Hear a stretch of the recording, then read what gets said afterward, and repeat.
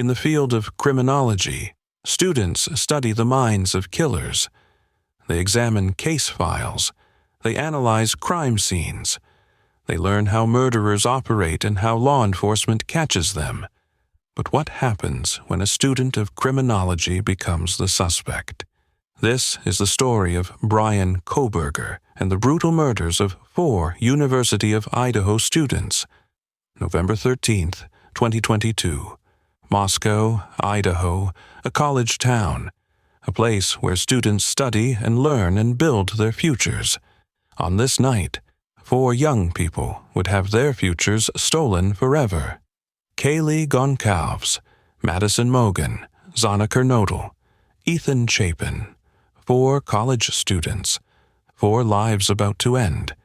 They lived in an off-campus residence, a house where students gathered, a place that should have been safe. But safety is an illusion. Danger can arrive without warning, and on that November night, it did. Someone entered that house. Someone with violence in mind. Someone with a knife, a fixed-blade hunting knife.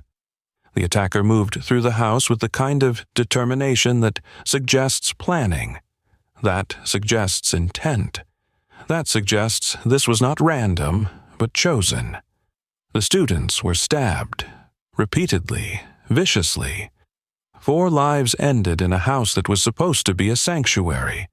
4 families received the worst news imaginable, and investigators faced the challenge of finding who had done this terrible thing. Enter Bryan Kohberger, 28 years old, a criminology PhD student at Washington State University. He was studying criminal behavior. He was learning how investigators catch killers. He was, to all appearances, someone interested in law enforcement and justice. But investigators became suspicious. Cell phone data, surveillance video, a cell tower that pinged near the crime scene on the night of the murders. Kohberger was developing a profile. He was fitting the pattern. And most damning of all, DNA evidence emerged from an unexpected source. A knife sheath was found at the scene. This sheath contained DNA, male DNA. Investigators tested it. The results were clear. The DNA matched Bryan Kohberger. A knife sheath at the scene of 4 brutal murders contained his genetic material, his DNA, his presence at the crime. On November 30th, 2022, Bryan Kohberger was arrested. The irony was stunning. A student of criminal behavior. A person studying how law enforcement catches killers. A person learning to avoid detection, one might assume. And he had been caught. His own DNA had betrayed him. The very science he was studying had linked him to the crime. But Kohberger insisted on his innocence. He hired attorneys. Expensive attorneys, skilled attorneys. He prepared to fight the charges. He prepared for trial. Then came the evidence, mountains of it. 68 terabytes. 68, not gigabytes, terabytes.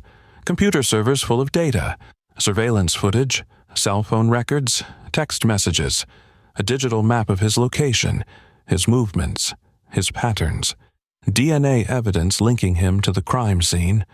The case was supposed to go to trial in November 2024, but the trial was delayed. Too much evidence, too much discovery. Defense attorneys overwhelmed with information. 68 terabytes of digital information to analyze. The case moved to Boise. The trial was rescheduled for August 2025. Meanwhile, the defense argues that the case is not clear-cut. They question the DNA. They challenge the evidence. They suggest alternatives. They maintain their client's innocence, but physical evidence speaks, and physical evidence does not care about arguments or attorney claims. The prosecution is authorized to seek the death penalty. This is a capital case.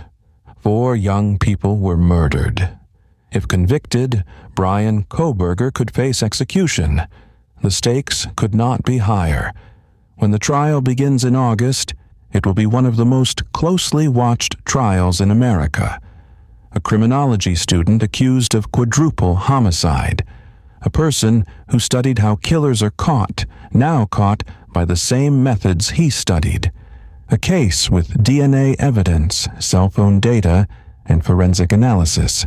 Kaylee Goncalves, Madison Mogen, Xana Kernodle, Ethan Chapin.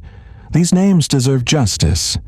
These 4 young people deserve to be remembered not as evidence, but as humans, as students, as friends, as people whose lives were stolen. The trial will provide answers. The evidence will speak, and either Bryan Kohberger will be found guilty and face the death penalty, or the justice system will find him innocent and the real killer remains at large. But one thing is certain. 3 young women and 1 young man are gone, and their families and the nation watching deserve to know the truth.